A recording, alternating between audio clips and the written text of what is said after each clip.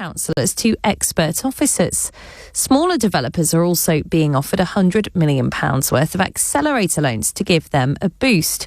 Well, earlier on LBC News, I was joined by Jeremy Gray, the head of external affairs at the Federation of Master Builders, who told us he was happy with these proposals. Yeah, these are really big changes to the planning system aimed at improving the life for small house builders, essentially. These are the kind of micro and small house builders that have been in decline for the last few decades. So this is government seeking to address that issue, mainly because the UK has become very reliant on volume house builders, and I know the Housing Minister has recognised that, so it's good to see these changes come through. What do you make of the government taking decision-making away from local councils and putting it into the hands of experts, they say?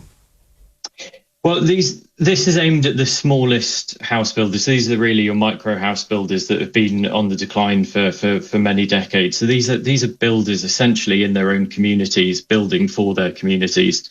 This isn't the sort of identikit cookie cutter housing you see from volume house builders. This is about organic growth in local areas. So it's a positive step to see sort of local house builders building in their local areas and building homes that people will want to see. I mean, at the end of the day, these are builders that live in those areas and want to improve their own areas. So it's different to what people might be used to on the volume development side.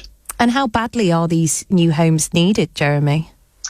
Well, to hit the 1.5 million target, it's a big stretch, as has been acknowledged. But the country is desperate for new homes. We need houses in all areas. So I think, again, these are where changes can really improve, particularly rural areas and smaller villages and towns where maybe they don't get the larger house builders building en masse. This is sort of natural organic growth that the country used to build many decades ago. So it's good to see a return to that.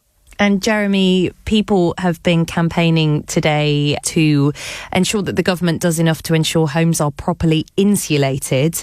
I've been speaking to campaigners myself who say, it's not just old Victorian style homes. Some new builds that we are seeing are also not properly insulated. That, of course, has a big impact on people's energy bills and means they're spending more. Is there a concern here that by speeding up house building, these factors could be looked over, and how important is it that we don't lose sight of that? It's really important that we keep sight on building homes that are energy efficient and fit for the future. We don't want to see a future where homes are going to be cold and drafty. Unfortunately, the UK is the oldest housing stock in the UK, and many people will be used to a cold sort of Victorian home. So we don't want to see that into the future. These reforms are aimed at smaller house builders that do generally tend to build much higher quality homes than maybe their large counterparts. But also, at the end of the day, they've got the consumer to contend with very directly. They often sell directly to the consumer, who will want to have a house at the end of the day that's very efficient, very energy efficient. And many small house builders are the innovators. They will adopt new technology, new heating technology, new insulation and so on, long before it's made, passed into regulation to be put into homes.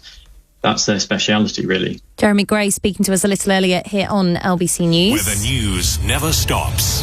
LBC News. The Health Secretary